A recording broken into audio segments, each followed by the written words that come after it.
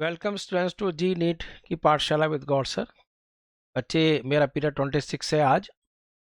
इसमें आपको पता है कि हमारे जी नीट की टेस्ट सीरीज़ के अंदर जो बच्चे गलती कर रहे हैं नीट के एग्ज़ाम में और जी के एग्ज़ाम में, उसको मैं पॉइंट आउट कर रहा हूँ और उसका रेमेडी दे रहा हूँ।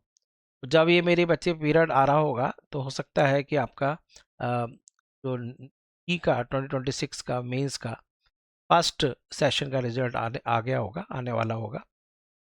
ठीक है, तो 16 फेब को आएगा, तो उस समय तक ये पोस्ट हो जाएगी आपका ये period number 26।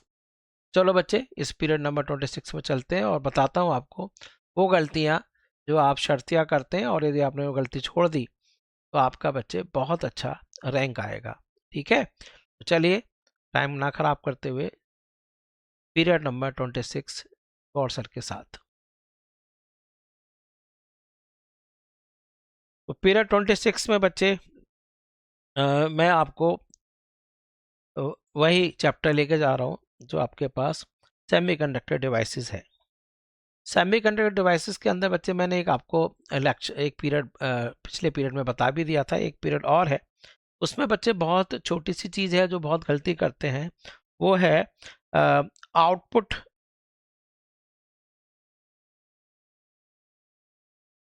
Of full wave rectifier. ठीक है, फुल वेव रेक्टिफायर के आउटपुट। इसमें बच्चे कहेंगे सर इसमें क्या गलती होगी, देखना क्या गलती होगी। इसमें सबको पता है हम क्या करते हैं। ये देखिए, अ, ये है आपके पास स्टेप डाउन ट्रांसफार्मर। ठीक है, स्टेप डाउन ट्रांसफार्मर ले लिया, 1 2 3। ठीक है, यहाँ बच्चे हमने इनपुट ले लिया, ये पॉइंट ए है। ठीक है, और आपको पता है ये पॉइंट ए है, ये पॉइंट बी है, और इसमें बच्चे एक पॉइंट और लेते हैं जिसको सेंटर टैप कहते हैं ना, सेंटर टैप सेकेंडरी होती है, सी। ये सी है। यहाँ बच्चे डायोड D1 और एक डायोड ये है D2।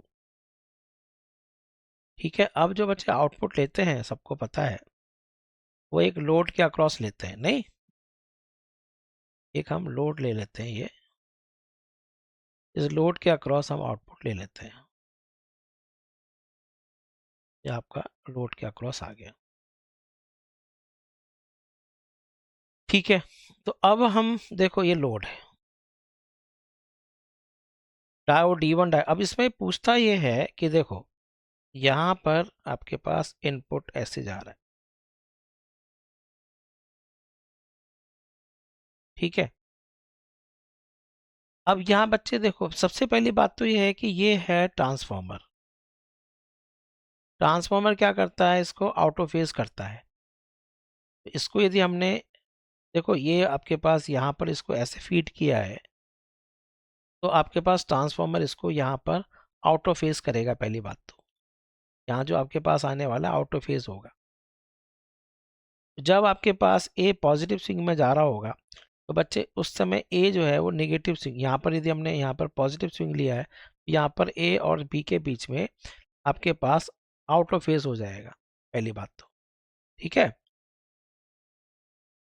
तो ये इस तरह का आने वाला है। यहाँ पर ये इस तरह का होगा, यहाँ जो आएगा वो ये ऐसे हो जाएगा। अब ये देखो होगा क्या, जब ये देखो ये आपके पास जीरो मान लेते हैं, जब ये बच्चे ये नेगेटिव स्विंग पे जा रहा है, उसी समय बच्चे ये पॉजिटिव स्विंग में जा रहा होगा, है नहीं। तो ये देखो उल्टा कर दिया इसने, ये यहाँ प्लस जा रहा है तो यहाँ पर यहाँ माइनस हो जाएगा यहाँ पर। तो अब बच्चे देखो कौन सा, तो अब आप मुझे बताइए कि ये नेगेटिव है ये पॉजिटिव है, कौन सा काम कर रहा होगा। ये तो काम करेगा नहीं, इसका मतलब ये वाला काम करेगा। उल्टा है ना ये बच्चे इसको पॉजिटिव है तो ये यहाँ पर इसको क्या कर देगा। तो मैं एक चीज़ और चलो समझा देता हूँ, एक मिनट और समझाऊँ। कि ए और सी का जो पोटेंशियल है बच्चे, वो आपके पास आउट ऑफ फेज होता है। ये मैं और समझा देता हूँ। ए और सी का जो पोटेंशियल है वो आउट ऑफ फेज होता है, V A and V B. तो ए आपके पास पॉजिटिव स्विंग में जा रहा है, यहाँ पर ये पॉजिटिव में भेजा आपने, इसको प्लस दिया, तो ये माइनस चला गया। तो ये बच्चे ऐसे क्या होगा, और ये आपके पास उल्टा ये प्लस में जाएगा। ठीक है, क्लियर हो गया या नहीं?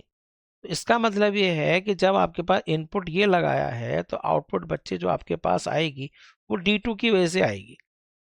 यहाँ से मतलब ये पॉजिटिव होगा तो ये कंडक्ट करेगा। तो आपके पास तो आउटपुट यदि मैं दिखाऊं वो बच्चे इस तरह से जो आ रही है,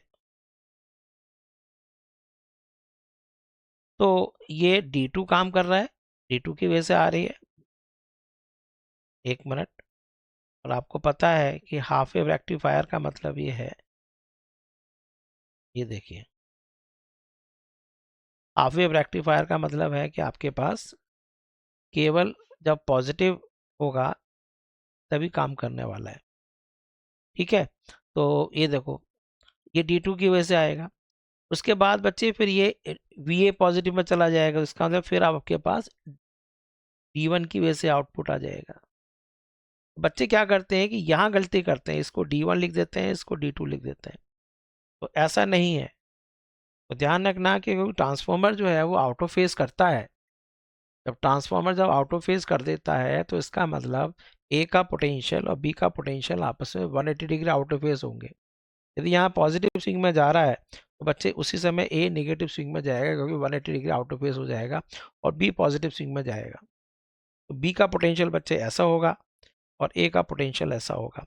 जब बी पॉजिटिव स्विंग में जा रहा है तो D2 डायोड फॉरवर्ड बायस है, तो इट विल कंडक्ट, आउटपुट आ जाएगी। और जब आपके पास VA पॉजिटिव स्विंग में जा रहा है तो ये काम करेगा और ये आपके पास इस तरह से होगा। तो बहुत बड़ी गलती क्या है, D2 D1 की हो सकती है कि आपके पास जो आउटपुट वेव फॉर्म है उसमें बच्चे पहला D1 लिख देंगे फिर D2 लिख देंगे। ऐसा नहीं करना है, पहले आपको D2 लिखना है फिर आपको D1 लिखना है। क्लियर है? आपको समझ में आया नहीं आया? ठीक है, तो ये बहुत बड़ी गलती आपको करते हैं, इस गलती को बच्चे सुधारिए और इसको ठीक कर लीजिए। सिमिलरली हाफ वेव रेक्टिफायर में भी हो सकता है, एक बार देख लो, हाफ वेव में भी देख लो।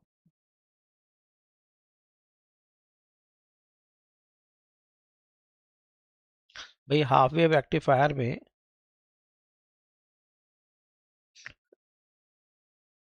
2 3 ये इसमें आउट, एक मिनट, ये देखिए हाफ वेव रेक्टिफायर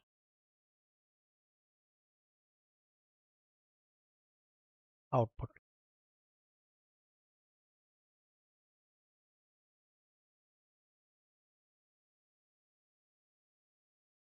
तो यहाँ बच्चे हमने इनपुट दिया, ये देखो ऐसे, तो ये बच्चे ए पॉइंट है, ये बी पॉइंट है। तो ए का बच्चे जो यहाँ पर आएगा, ये देखो जरा एक बार यहाँ पर, क्योंकि ट्रांसफार्मर होने की वजह से ये आउट ऑफ फेज हो जाएगा। ये चीज़ बच्चे गड़बड़ कर देते हैं, ये ऐसे हो जाएगा। तो ये बच्चे इनपुट है, तो आउटपुट जो आपके पास आने वाली है, तो जब ये आपके पास पॉजिटिव में जा रहा है तो इस समय नेगेटिव में तो आएगा ही नहीं, इतना तक तो आएगा ही नहीं आपके पास। उसके बाद बच्चे फिर आएगा, नेगेटिव में जा रहा है तो पॉजिटिव अब आएगा आपके, फिर नहीं आएगा, फिर आएगा। बीच वाला ये वाला पोर्शन होगा ही नहीं, पहला वाला स्टार्टिंग वाला, स्टार्टिंग का इधर का आपके पास आएगा ही नहीं। तो ध्यान रखना, अब डायोड डी काम कर रहा है, नहीं काम कर रहा है, फिर डायोड काम कर रहा है। इस तरह से थोड़ा सा आपसे गलती हो सकती है कि बच्चे क्या करेंगे, वो ज़्यादातर गलती क्या करेंगे बच्चे, ऐसे कर देंगे, इतने में ये आने, यहाँ पर ये जीरो होने वाला है। ये बहुत बड़ी मिस्टेक है जो बच्चे बच्चे करने वाले हैं। ठीक है, ये गलती नहीं करें और इससे गलती को ओवरकम करके आप सफल आपको हो जाएंगे। तो बच्चे ठीक है, तो आप all the best for session 2 and for NEET examinations.